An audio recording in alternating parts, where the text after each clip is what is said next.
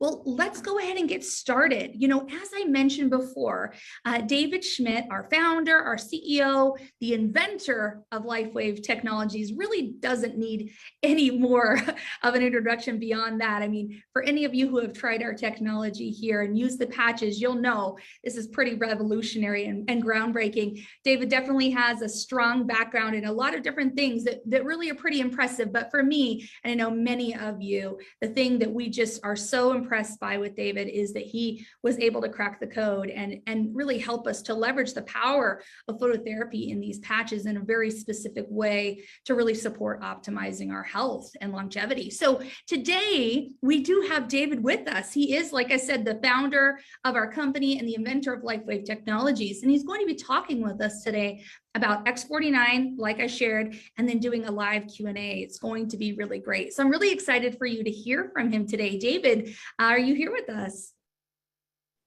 Hey there, Emily. Great to see you. Good to see you too. Thank you so much for joining us. We always appreciate when you make time for us and share your knowledge about the products.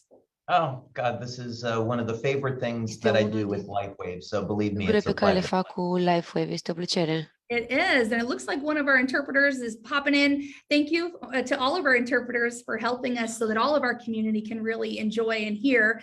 But David, thank you again. I know it's one of my favorite things too, and I love when we get to spend time talking about the products. And today I know will be really fun and exciting. I know many look forward to these live Q&As with you.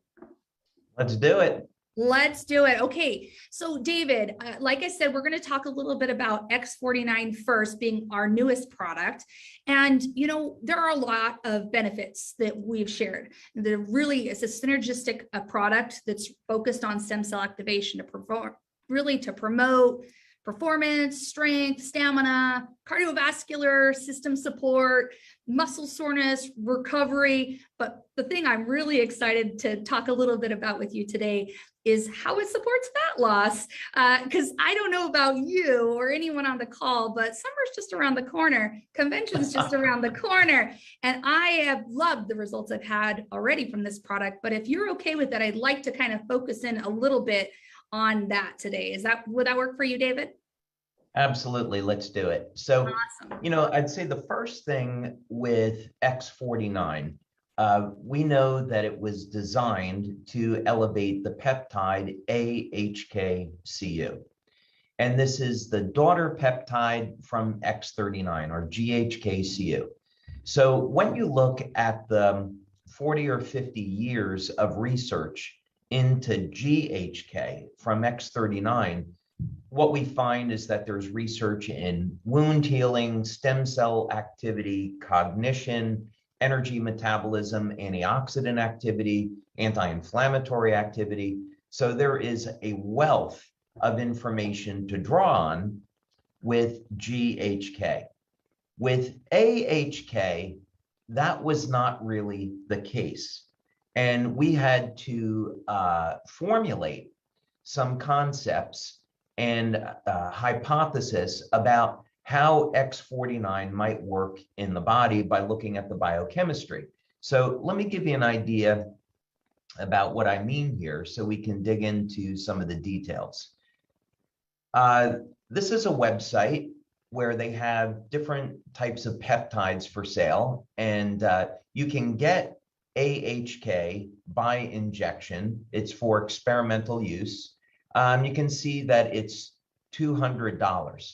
So the patches are definitely a superior way, not only by price, but also effectiveness in terms of elevating your AHK.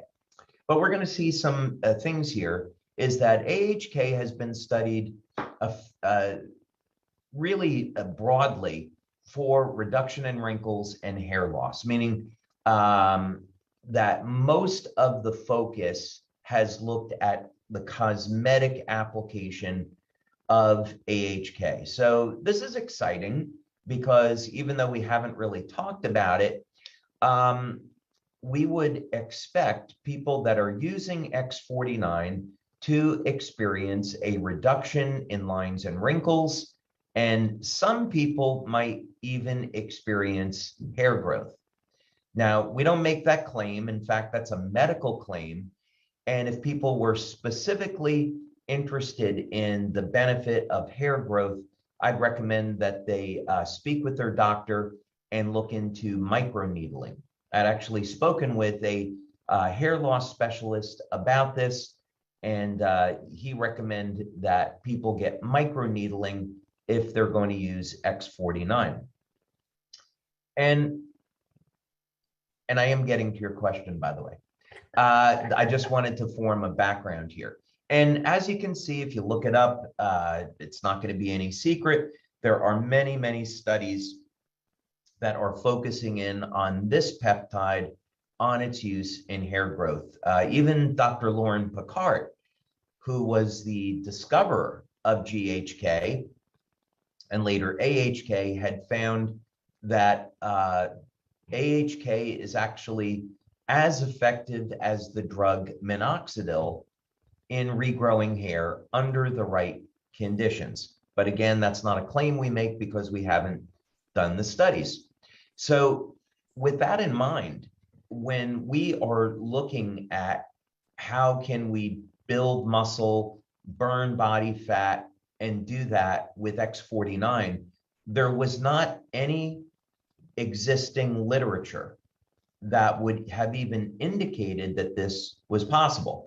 So this is where the biochemistry comes in, and we look at what the peptide is made of. It's 3 amino acid peptide. We look at alanine metabolism, and this would suggest that we would see effects in the muscle, the heart, and in the brain. And in our research, that's exactly what we found.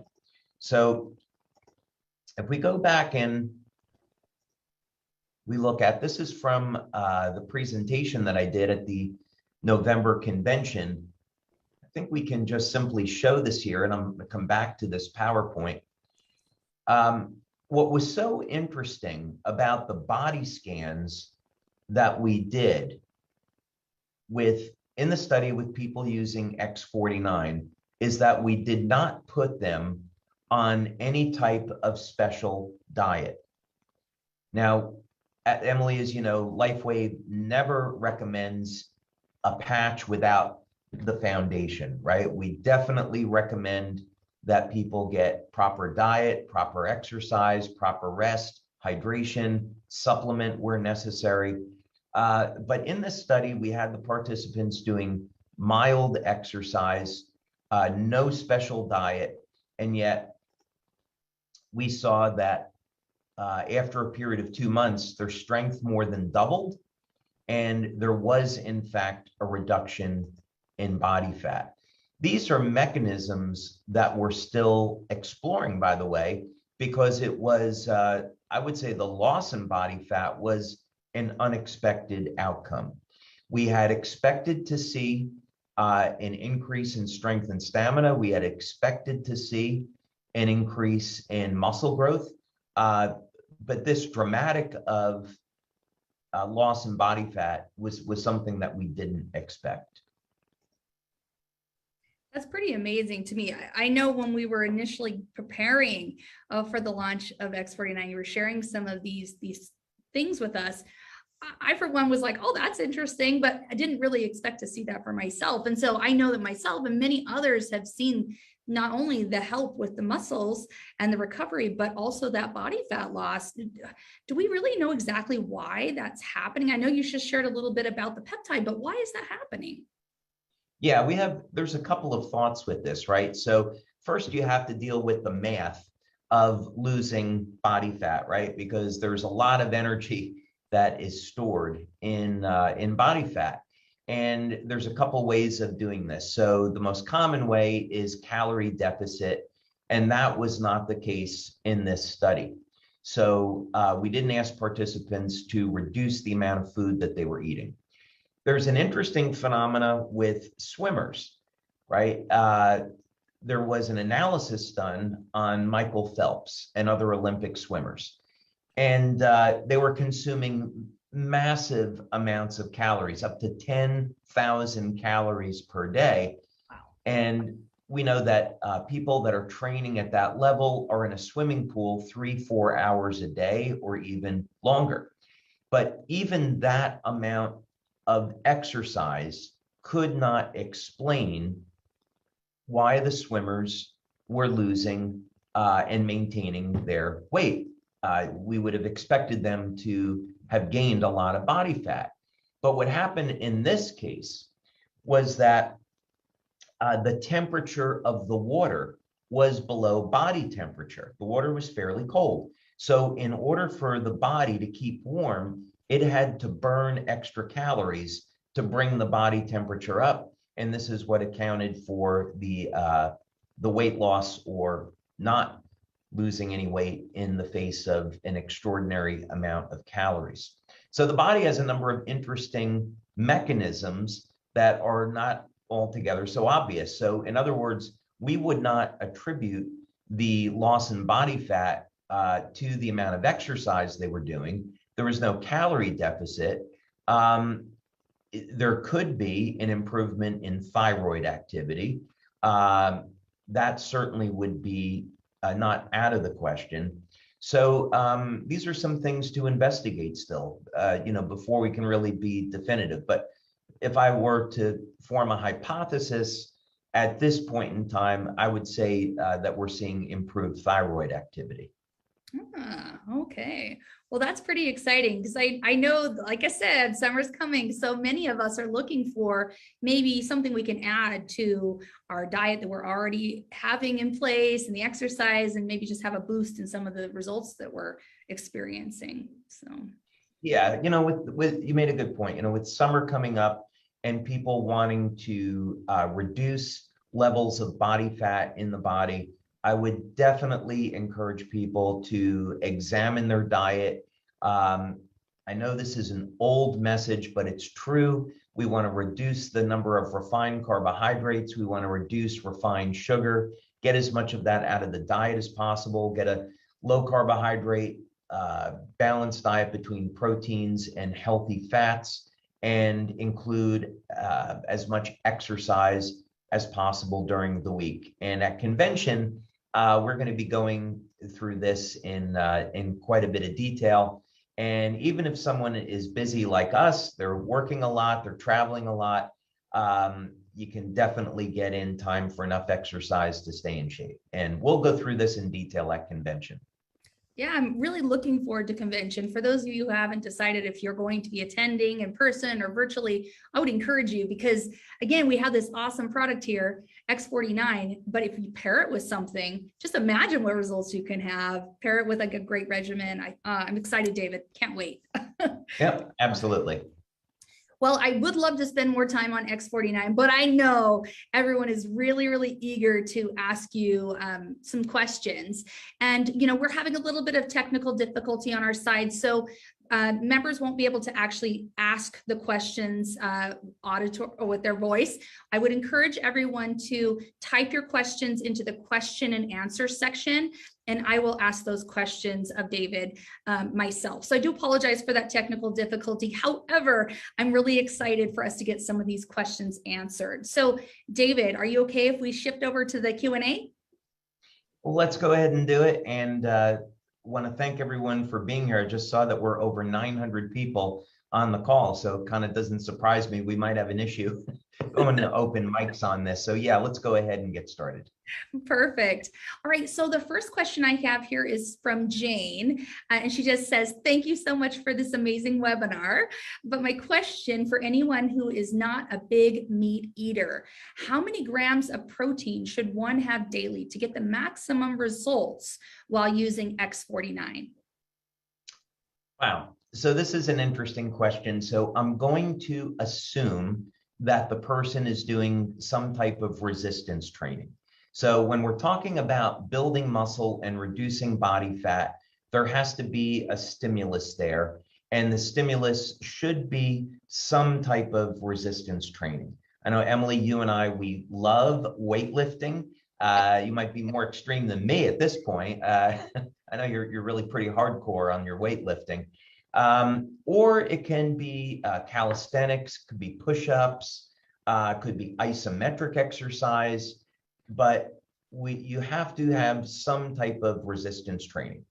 Preferably, the resistance training, you're going to failure. And there's lots of ways of doing this. Again, I'm going to address this in the August convention, but you could use a very lightweight and you could do high repetition to failure. The clinical studies show that you can actually get muscle hypertrophy with this. Or most people prefer to use a little bit heavier weight, lower repetition. But of course, there's higher potential for injury there. But suffice it to say, you've got to have the exercise there first. Okay, now, once that's in place, what we need to think about is how do we, the question is a little bit more complicated than simply how many grams of protein do you take per day, because we have to balance this out by age and other factors. So let's first look at how you turn on muscle protein synthesis. This is almost exclusively done by the amino acid leucine. So leucine is one of the branch chain amino acids. So it's leucine, isoleucine, and valine. And a typical dose might be 4 to 5 grams of the branch chain amino acids with 2.5 grams of leucine. Now, that would be fine for people up until the age of about 35 or 40. But as we get older, we need to have more leucine to turn on muscle protein synthesis. So could be as high as 3 or 4 grams of leucine. So if someone is, let's say, over the age of 50 and they want to build muscle, I'd want to make sure that with whatever protein they're consuming, they're getting at least 3 to 4 grams of leucine. Okay, that would be the first thing. The next thing is if a person's goal is to get tone and keep the muscle they have, the protein consumption is going to be very different than if a person is trying to bulk and put on a lot of muscle. And of course, there's a tremendous amount of information about this, and people have different opinions about it. Keep in mind that Bill Pearl, who I had the good fortune of meeting many years ago, who was a Mr. World winner and a consultant to NASA, he won the Mr. World competition consuming 80 to 90 grams of protein per day. Now that's really kind of crazy when you consider that in the Mr. Olympia competition, they're consumed between 450 and 500 grams of protein per day.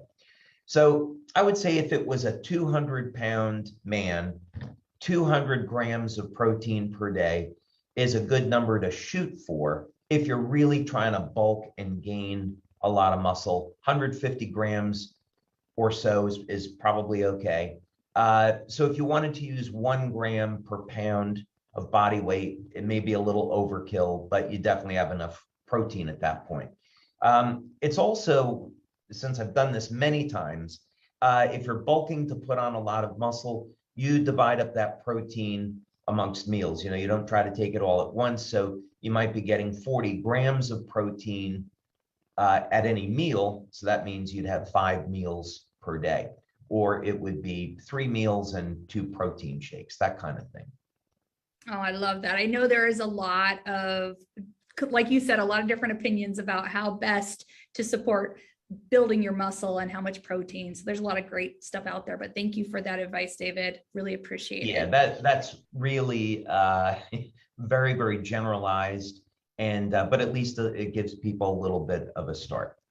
Absolutely. So this next question comes from Eileen, and she says, where should I wear the X49 if I'm also wearing the X39? Thank you. Okay, so in our studies, both of those patches were used during the day. And when we used them in combination, the X39 was placed behind the neck with the X49 below the belly button. Now, I would say that there's still a lot to learn about this. For example, we haven't had a study where we were applying the X49 patches in the evening and seeing would there be a better effect. We did see a great effect with the patch being used during the day, but using it during at night might be an option for some people. There's also X49 is what we would refer to as a positive patch. So this means it could be placed just about anywhere on the midline or the right side of the body. AHK is going to tend to have a relaxing effect on the body. So if someone had a sore back, they might find that they could place X49 on the lower back, and that could be okay. But for X39 and X49, almost anywhere you apply it on the body, it's going to work just fine. Perfect. I love when you share that, because I know a lot of people worry sometimes. They just want to make sure I put it in the right spot so I get the best benefit. And I love that really we do have the clinicals that show specific placement, but they work pretty much everywhere. That's awesome. Yep. Okay, I have a question here from, it looks like Nan. Would you ask him, this is for you, at some point about hot flashes and wearing X49, anything post-menopausal, please? I've tried wearing it on the SP6 on the right side in the past, but I'm still getting hot flashes. Any suggestions? Oh, yes. So we can say anecdotally that women that have experienced hot flashes are using our carnosine patch at the spleen 6 point on the left ankle. So that spleen 6 point connects neurologically to the hypothalamus, and hypothalamus is going to regulate hormones as well as body temperature, and carnosine also tends to sedate the body. So I'd recommend if she would like to look at patches, try the carnosine patch on the left spleen 6 point. That would be one option. There's certainly a number of herbs that have been used traditionally to help women with hot flashes, such as Dong Quai and Vitex, and those are very, very popular for helping to regulate hormones. I am also going to have a session on where I'm going to speak about hormones and some natural alternatives at the August convention. So that's a little tease for some things that we'll be talking about then. Awesome. Thank you for that. This next question comes from Jean-Marie. And the question is, what is the best patching placement for neuropathy of hands and feet, using X39 and glutathione currently, but not having much success? Okay. So I'm not a medical doctor, and we don't give medical advice here. We can give some recommendations about what you might want to speak with your medical doctor about. So with that disclaimer out of the way, we actually have quite a bit of information concerning neuropathy. As a matter of fact, we spent quite a few years developing pulsed electromagnetic field therapy that was able to reverse both diabetic and idiopathic neuropathy. And as a result, I have my name on a couple dozen patents dealing with that. So with anyone that's going through neuropathy, based on that experience, I'd recommend a few things. First thing is you have to get your blood sugar under control. If it's idiopathic neuropathy, this may or may not help, but definitely for diabetic neuropathy, when the blood sugar gets too high, it's going to destroy the nerves. So there's a few ways of doing that. First thing, you can elevate your glutathione levels. And, given that we're out of the pandemic, I might still recommend that people take a supplement of NAC, N-acetylcysteine. It's the precursor to glutathione, and it would help to ensure you're getting enough cysteine, which is an amino acid, in your diet to support healthy glutathione. And this also helps to give you some protection against COVID. Glutathione does help to move sugar through the body and regulate blood sugar. That'd be the first thing. Secondly, I'd recommend a supplement of alpha lipoic acid. And for those trying to lose a little extra body fat, insulin sensitivity is a big deal. So I'd even recommend maybe for a cycle during the summer, people take 300 milligrams of alpha lipoic acid 3 or 4 times per day. And especially for someone with neuropathy, this is going to help get their blood sugar under control. Even for a type 1 diabetic, this could reduce their need for insulin by over 60%. So this is a big deal. So that would be the first thing. Second thing, I'd want to make sure that they have a diet that's rich in protein, healthy fat, and copper. So if they're using X39 and not having much success, I'd want to look at their diet, make sure they're getting enough copper in their diet. If not, take a supplement, 2.5 milligrams of copper glycinate daily. Next, I would recommend that they place the Lifewave patches on the bottom of their feet. This would be at the kidney 1 point, or they can try placing them on the top of the feet at an acupuncture point called stomach 40. So if you have, I'll have to show it like this. If you have your foot, right? And this would be stomach 40, right up there. So I'd recommend that they try that, white on right, tan on left. And then they use X39, let's say, behind the neck. And if there's a point of pain on the feet, I'd recommend putting the Eon patch there. So what happens in neuropathy, in arthritis, in Parkinson's disease, when there's pain, the body can get overwhelmed with inflammation, and the stem cells have a more difficult time repairing the damaged tissue.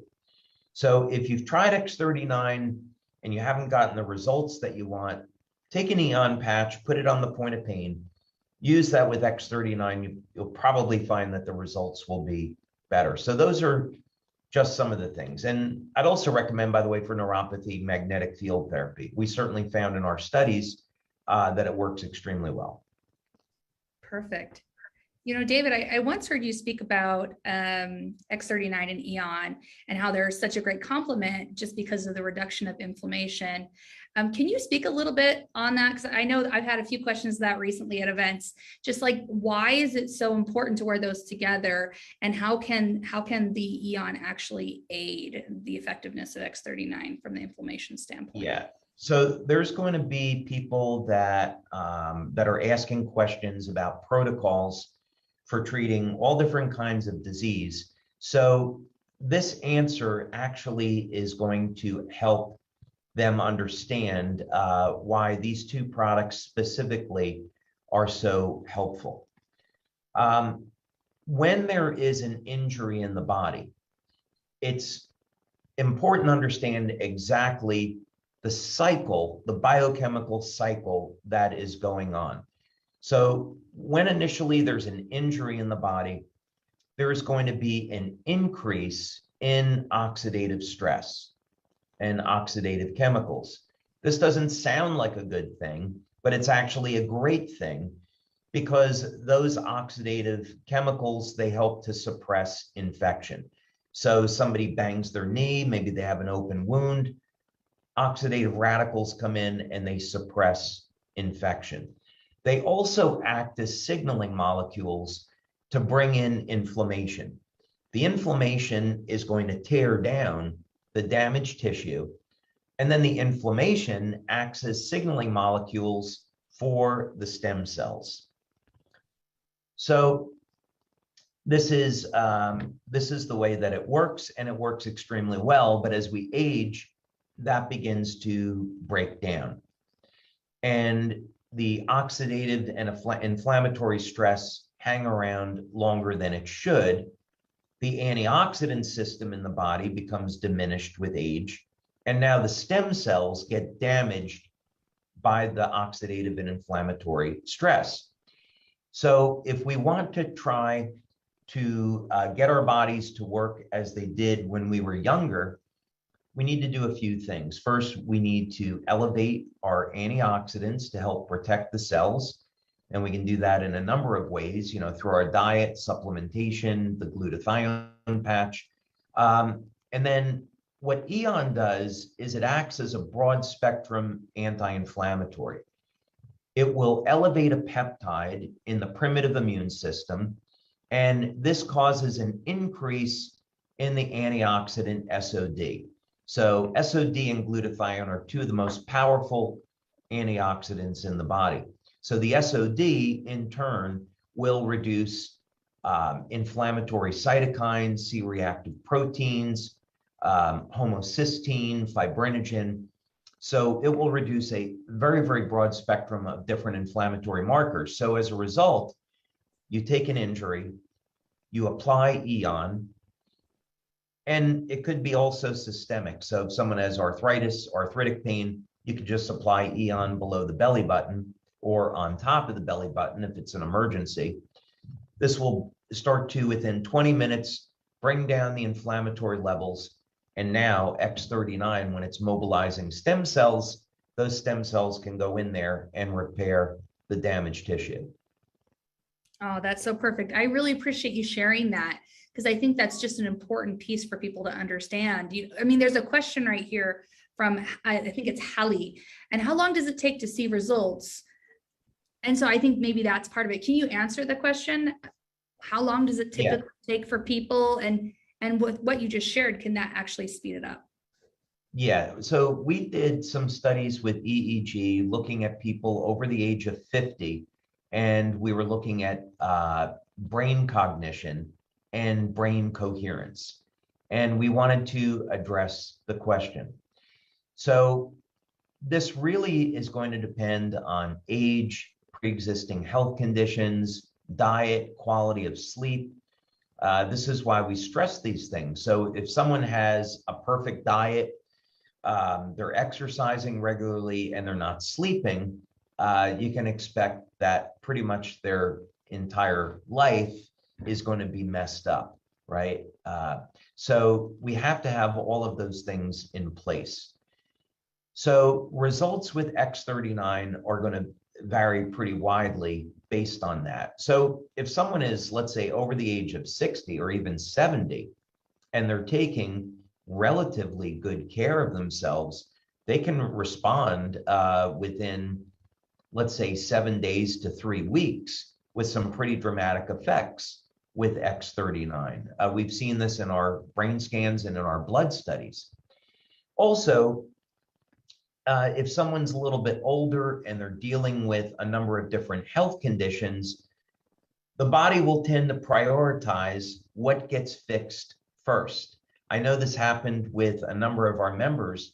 They said, you know, I used X39, I had this pain in my knee, nothing was going on, why didn't it work? And then I realized that my back pain was gone and that the stem cells were fixing my back first before anything else. So the body is a way of prioritizing what's going to get fixed first. So I would encourage people, again, make sure they have proper diet, they have proper exercise and rest, they're getting enough water, not drinking too much alcohol, preferably not smoking, not using pharmaceutical drugs unless necessary.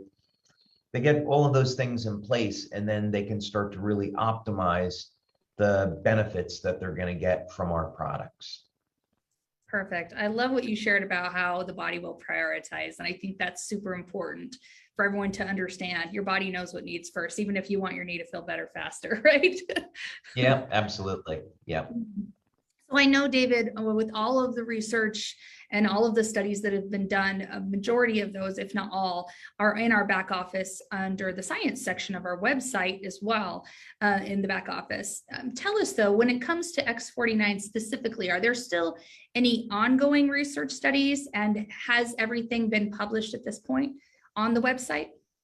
No, we haven't, as a matter of fact, and this was because of the pandemic. So the pandemic really had a dramatic negative effect on our ability to get research done. Some research labs had to completely shut down during the pandemic, and we weren't able to get things done. And then even now, many people, even after COVID has really passed, people are scared about coming into clinics for participating in clinical research. So this has really been a struggle for us. We have gotten blood data back on X49. We're doing the final statistics on that, but we did, of course, get statistical significance that X49 elevates AHK-CU. We have a study that we did with only men showing improvements in strength and stamina. We have a women's study I'm really excited about that's finished up, where we showed that X49 could increase bone density. I know we're still running statistics on that, but that looks really, really great. We have a pilot study that we've done on the use of X49 to reduce the impact of man-made radiation like 5G. We also have a cognition study that we've done that we're waiting to finish up. The clinic that's doing that just opened back up again. And that's going to look at what benefits people could experience with X49 in terms of overall health of the brain and cognition. So there's actually many studies that we funded with X49. None of them are posted in the back office yet, but we're hoping, this year to catch up now that the pandemic has passed us. Well, I know that that's such a huge priority for you, David, is that we do have the science behind what we say. And so I know everyone will be excited when we get those additional studies posted. And just so everyone knows, we'll definitely let you know once those studies are on the website, and we'll let you know through our normal channels so you can reference all of those. So looks like we have time for a few more questions, David. I have one from Tina. Is it easier for men than for women to lose weight with X49? Well, not necessarily. Both men and women are certainly going to have their own challenges. I thought, maybe I'll share this just really quick, Emily. Yeah. We are going to be, let me see if it's over here. Yeah, here we go. We're going to be posting this to social media later, but this is information on a study that just came out showing that here's some of the challenges and the confusion, that it was found that men actually get, I'll show you over here. Men found that, the study found that evening exercise was more effective for men than morning routines, but for women, it varies. So to further complicate how you can get the best results. Yeah, I would still go back and I would look at some basics for women. For both men and women, it's really going to come down to hormone levels. And for men, I would say it's definitely easier because we have naturally high testosterone levels, right? 10 times, 20 times higher than women. And so that women are built to hold a certain amount of body fat. And this is all understandable because, especially when women are pregnant, they're going to start to store body fat. And this is so that they can breastfeed, because breastfeeding takes an enormous amount of calories. So if women don't breastfeed after pregnancy, it actually makes it a little bit more difficult for them to lose weight. But in any case, I would advise that if a woman was having difficulty losing weight, that she go to her doctor, get her iodine levels checked. Here in the United States and other places, there's definitely deficiencies of iodine. Not necessarily in Japan, but certainly in other parts of the world, US and Europe. I wouldn't start taking iodine unless I was tested first, because there can be some problems with that. But iodine, adding some iodine to the diet can definitely be helpful and get the levels of T3 and T4. Adrenal glands have a lot to do with it as well. So there's a number of nutrients like acetyl L-carnitine and pantothenic acid, which can help to reduce stress on the adrenals. Once you reduce stress and get the cortisol levels in line, then the body can start to release body fat and make exercise a little bit more efficient. There's also tools like intermittent fasting, which is something that I've practiced for many years now, and I love it. Women have to practice intermittent fasting a little differently than men, though. Men can do it 7 days a week, no problem at all, but women, not so much, more like every other day. Otherwise, it's a little bit too stressful for a woman on her metabolism. So yeah, I would say that women definitely have a little bit more are a little bit more at a disadvantage than men, but certainly there's many women that are in outstanding physical shape. So certainly it can be done. Well, thank you on that. I know that there is a lot of things that go into the weight loss situation. And there are a lot of comments here of people asking specifically when it comes to menopause and things like that. And so I'm sure that all of those factors come into play. But we do know, based on the study that you did, that X49 can help with body fat loss, right? Absolutely. Yeah, I would say that it would be a fantastic aid. One thing I've noticed on myself with X49 is that it allows me, even with my busy schedule and I exercise regularly, it allows me to maintain my muscle mass. If I go for a week or two without exercise because of travel, which is pretty rare, I notice that I don't lose that muscle anymore. Whereas before I would yo-yo a lot, and I tend to maintain my strength and muscle mass much easier with X49. You know, it's interesting that you say that, David. I was just in Florida for an event with Lifewave and didn't get to do much weight training while I was there. So basically I went about a week without weight training, which killed me, right? But Yep. When I came back, I was able to still bench press at like 105 and everything felt great. And I was like, okay, I think you're right. It must have been the X49. That's awesome. Yep, absolutely. Awesome. Well, I have a couple more questions here. I know we're getting closer to the end of our time, We're but good. are we okay? All right. Okay. Absolutely. So Miss Patricia is saying, can you talk to us a little bit about X39 and really all the patches and the ages that they can be applied to? I think she's asking, is it okay for kids to use it, or are there any that we should be mindful of? Yeah, so when we do our studies, they're generally on people over the age of 18. And because we do focus on age reversal, many people, when we do studies, those studies are people 40, 50 years and above.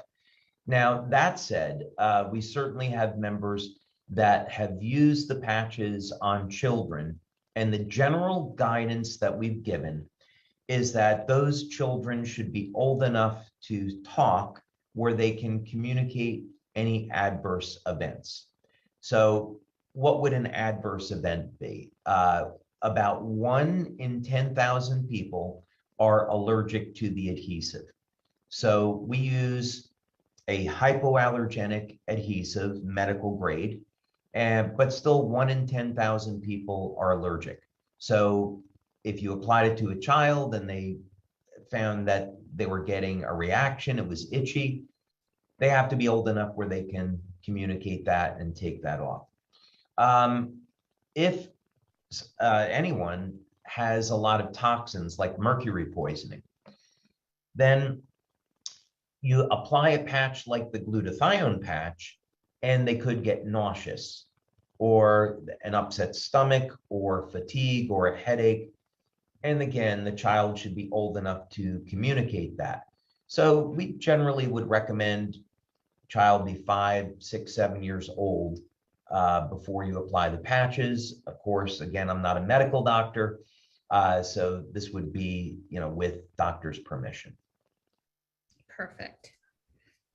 I have a question here from Heidi, and she says, why is it that we recommend pregnant or nursing individuals avoid patching?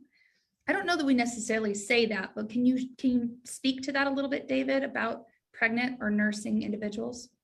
Sure. Well, there's several reasons for it. First, because we don't do any clinical studies with women that are pregnant or nursing. While we believe the patches to be safe, we don't know whether or not this would cause any complications for a woman that's pregnant. So we'd have to say you can't wear them. Now, there are certain points on the body that will induce labor. I haven't looked at this for quite some time now. But if you were to mistakenly apply patches to a point, I think it's on the lower back, it's not points that we recommend in our instructions, by the way. It could, if a woman was really late in her pregnancy, induce birth, right? Not aware that that's ever happened, but again, this is just a precaution. So we would have to recommend that a woman that is pregnant not use the patches. There's a little bit too much uncertainty there. Yeah, makes sense. I think it's always good to consult our physicians, right, in that sort of situation as well. I know you often say that, David. Right. Okay. Okay, so this is from Anna, and she said, aside from what have been used in clinical studies, what are the patch placements that would give our body more benefits while using X49? Well, more benefits is a relative term, right? Yeah. What I would say is that first, when using a product like X49 or any of the patches, make sure that you have everything in your diet to make that peptide. So in the case of X49, the critical amino acid would be alanine. Now, alanine is found in vegetarian sources, but it's principally found in meat and dairy products, principally in meat. Now, the good news is that beta alanine is available commercially. You can get it, in vitamin stores, and it's very, very inexpensive. So if you're a vegan or vegetarian, you don't think you're getting enough alanine in your diet, take a beta alanine supplement.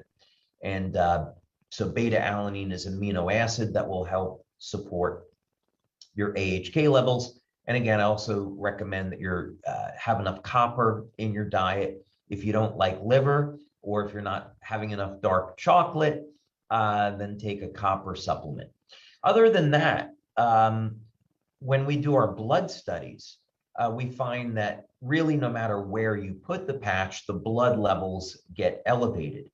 Now, there is a bioelectrical effect with all of the patches, meaning that let's say that you applied the patch to the temple, the effect is going to be different than if you apply the patch, let's say, to the top of the foot.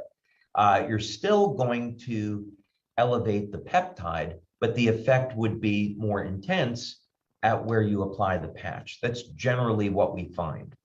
So those are some things to keep in mind. So maybe if a good way to say that then is if someone had a torn muscle and they were looking to maybe see if they could use X49 to facilitate the healing, they could try applying the patch over the injury site. It may or may not make any difference as compared to applying it on the back of the neck, but that's certainly something someone could try. Perfect. So this is a question that I actually received in Florida while I was recently there, and it relates to the time of year that we're kind of heading into here, especially in the United States, and it has to do with heat and transport of the patches. So we know that the patches are activated by body heat or heat. So can you speak to us a little bit about, let's say I had the patches shipped to me, they may sit in a mailbox for a little bit, or they've been on a truck. Are my patches still going to work? I mean, talk to me a little bit about that. Yeah, so we actually have done those studies. And what we do is we'll ship products and we put a temperature monitor in them. It's a computer chip. And then we can take the temperature monitor and we can put it into the computer. And then we can see, it's a data logger. We can see the temperature that it was exposed to throughout the entire trip. We then take the patches and we put them into a piece of equipment called an FTIR. It stands for Fourier Transform Infrared, and we can validate whether or not the patches are still emitting and reflecting light. So many, many years ago, back in 2005, when we started to ship into Florida and Arizona, I added stabilizers into the formula to protect the patches during shipment. And as evidence of this, we ship patches, and of course we have offices in Taiwan, Malaysia, the Philippines, where it's hot there all the time, and the patches consistently work.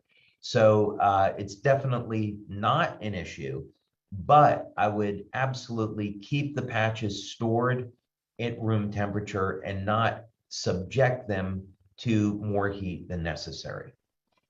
Perfect. Oh, that's such a great answer, David. I know a lot of people have that on their minds right now. So that is really, really helpful. I know we're pretty much out of time. I think we maybe have room for 2 more questions. All right. See. Okay. This is a great one. So this is from Christopher. What benefits does X49 have on the heart? Is it similar to carnosine? That's a fantastic question. So of course, carnosine, we have studies showing that it's good for the heart, the muscle, and the brain. There's a number of studies there I recommend people take a look at. What's so interesting about X49 and AHK is that it elevates VEGF. And as a matter of fact, we can go back over here. This was the website Peptide Sciences that we were looking at before, where it's talking about vascular endothelial cells. So in other words, what the research has shown, and here it is over here, that AHK can elevate VEGF. VEGF, by the way, is released by stem cells. And when we were first doing our stem cell research at the National University of Ireland, we were looking at what are called mesenchymal stem cells and the VEGF growth factor. So essentially what this means, what we could expect from elevating AHK, is that we would see improvements in overall cardiovascular health as a result of AHK elevating VEGF. So this is tricky in the sense that we can't make any medical claims. Our products are wellness products. And this kind of gets a little bit on the edge of making a medical claim. So I'll let people draw their own conclusion. But this would be to say that we could expect, and we have seen in our study that we did, that X49 will in fact significantly improve stamina. So that infers that there is an improvement in the cardiovascular system. And based on the chemistry, we could say that's because of VEGF. So if people want to research that, they can find out what else it does. Perfect.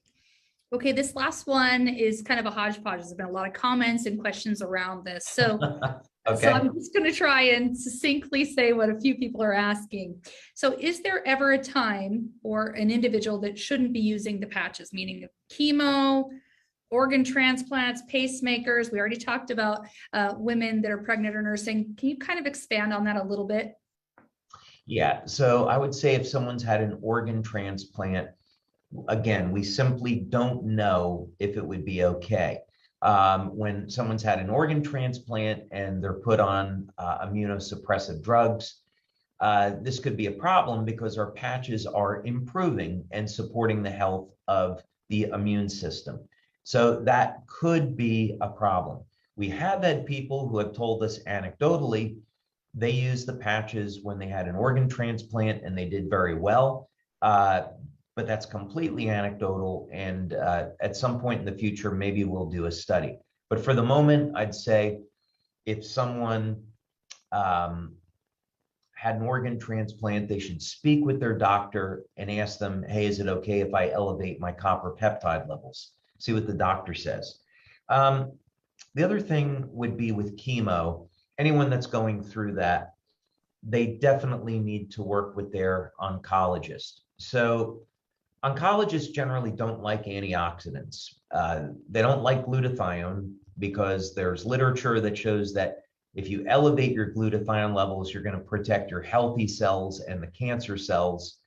I'm not so sure about that, but in any case, an oncologist doesn't want someone using antioxidants. So the general strategy, if someone's going to work with their doctor, would be to apply the patches post chemo for assisting in recovery, improving energy levels, and reducing the symptoms of the chemo. So, for example, a good combination could be the energy patches and glutathione immediately after chemo. That'll help to detox the chemo, make it a little bit safer. And the energy patches on the wrist, that's a recognized point by the FDA for reducing symptoms of nausea. Perfect. And pacemakers? There were a lot of Yeah, people pacemakers. We've had many people with pacemakers use the patches. Again, we haven't had any studies, but many people have used the patches with pacemakers and not had any type of adverse side effects. Again, if someone has that, they should speak with their doctor. But our experience has shown that it's not an issue.